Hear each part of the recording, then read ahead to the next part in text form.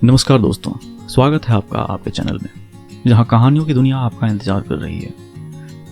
आज मैं लेकर आया हूं एक रहस्यमयी कहानी, नई पड़ोसन की कहानी। उस दिन शाम के तकरीबन 5 बज रहे होंगे। नवंबर का महीना ऐसे होता है जैसे मानो रात दिन को निगल जाने वाली होती है। 5 बजने तक घना अंधेरा छाने लगता है। अभी पूरी तरह रात ने दिन पर अपना वर्चस्व नहीं बनाया था। अभी हल्की सी रोशनी थी। कॉलोनी के बच्चे अपने अलग अलग ग्रुप में तरह तरह के खेल की आखिरी पड़ाव पर थे, और मैं यानी रवि, कॉलोनी का एक पत्रकार, अपने न्यूज़ कवरेज के लिए कुछ रिसर्च कर रहा था। तभी अचानक कॉलोनी के गेट खुलने की आवाज़ आती है और मेरी नज़र गेट की ओर चली जाती है। कॉलोनी में शायद एक नई पड़ोसन आई थी। लंबी कदकाठी, बड़ी बड़ी आंखें और चेहरे पर अजीब सी गंभीरता। चौधरी साहब के पुराने मकान में अब एक नया किराएदार आ गया था। उसका नाम था नेहा। वो ज़्यादा किसी से बातें नहीं करती थी। जब अपने घर में रहती थी, कभी कभी बालकनी में खड़ी होकर कॉलोनी का जायज़ा लेती, लेकिन किसी से मेलजोल नहीं बढ़ाती। कॉलोनी के लोग उसके बारे में तरह तरह की बातें करने लगे। कोई कहता कि वह शहर से भाग कर आई है, कोई कहता कि उसका अतीत कोई बड़ा राज छुपाए हुए है, लेकिन किसी के पास कोई ठोस जानकारी नहीं थी। और मैं ठहरा पत्रकार। उसकी रहस्यमय शख्सियत से मैं काफ़ी प्रभावित हुआ था। मेरे अंदर का जिज्ञासु पत्रकार यह जानना चाहता था कि नेहा कौन है, उसका अतीत क्या है, और वह इतनी अलग क्यों रहती है। नेहा के आने के बाद से कॉलोनी में अजीब अजीब घटनाएं होने लगी थीं। कभी रात में किसी के दरवाजे पर हल्की दस्तक सुनाई देती, लेकिन बाहर कोई नहीं होता। कभी कभी लोगों को अपने आंगन में किसी के चलने की आहट सुनाई देती, लेकिन वहां भी कोई नहीं होता। सबसे रहस्यमयी घटना तब हुई जब शर्मा जी का बेटा गौरव अचानक एक रात गायब हो गया। वो शाम को बाहर निकला था, लेकिन लौटकर घर नहीं आया। कॉलोनी में हड़कंप मच गया। पुलिस आई, पूछताछ हुई, लेकिन गौरव का कोई पता नहीं चला। उसी रात मैंने अपनी खिड़की से देखा कि नेहा अपने घर के बाहर निकली और धीरे धीरे गली के कोने की तरफ बढ़ने लगी। उसकी चाल में एक अजब सी बेचैनी थी। मुझे शक हुआ और मैं चुपचाप उसका पीछा करने लगा। नेहा गली के कोने पर बनी एक पुरानी सुनसान बिल्डिंग की तरफ बढ़ी। वहां पहुंचकर उसने इधर उधर देखा और धीरे से एक टूटी फूटी खिड़की के अंदर दाखिल हो गई। मेरा दिल और तेजी से धड़कने लगा। मैंने कुछ देर इंतजार किया और फिर धीरे से अंदर झांकने की कोशिश की।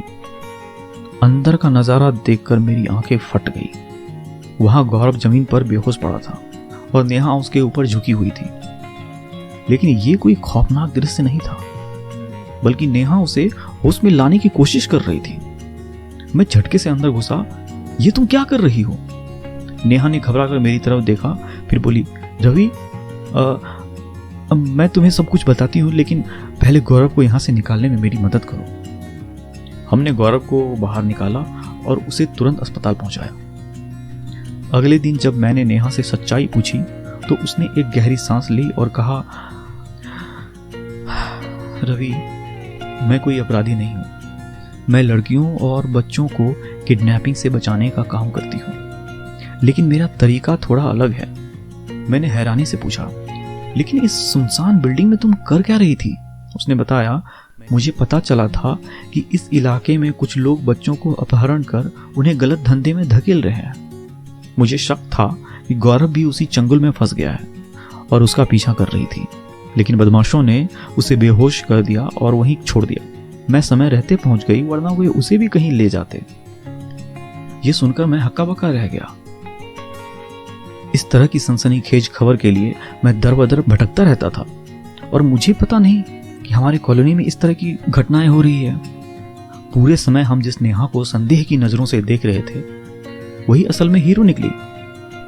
नेहा की बहादुरी की वजह से गौरव सुरक्षित वापस आ गया। पुलिस को सूचना दी गई और बहुत जल्द बच्चों का अपहरण करने वाले उस गिरोह का पर्दाफाश हो गया। जब कॉलोनी वालों को नेहा की सच्चाई का पता चला तो वे बहुत शर्मिंदा हुए कि उन्होंने उस पर शक किया था।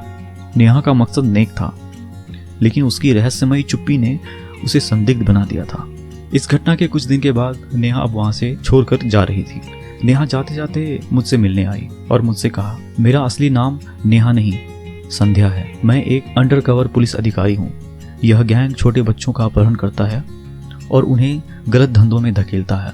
मैं पिछले 3 महीनों से इन पर नजर रख रही थी और गौरव पर भी, इसलिए मैं गौरव को बचाने आई थी। देखो रवि, दुनिया में हर कोई वैसा नहीं होता जैसा वह दिखता है। कभी कभी जिन पर हमें सबसे ज्यादा शक होता है वही सबसे अच्छे इंसान होते हैं, और जो शांत रहते हैं वही सबसे बड़े योद्धा बन सकते हैं। इस घटना ने हमें एक बहुत बड़ा सबक दिया। हमें किसी को सिर्फ बाहरी व्यवहार से नहीं आंकना चाहिए। कभी कभी जिन पर हमें शक होता है वही सबसे अच्छे इंसान निकलते हैं। अगर आपको ये कहानी पसंद आई हो तो इसे लाइक और शेयर करना ना भूलें, और ऐसे ही रोमांचक कहानियों के लिए हमारे चैनल को सब्सक्राइब करें। अगली बार फिर मिलेंगे एक नई कहानी के साथ। तब तक के लिए खुश रहें, मुस्कुराते रहें और कहानियों की दुनिया में खोए रहें। धन्यवाद।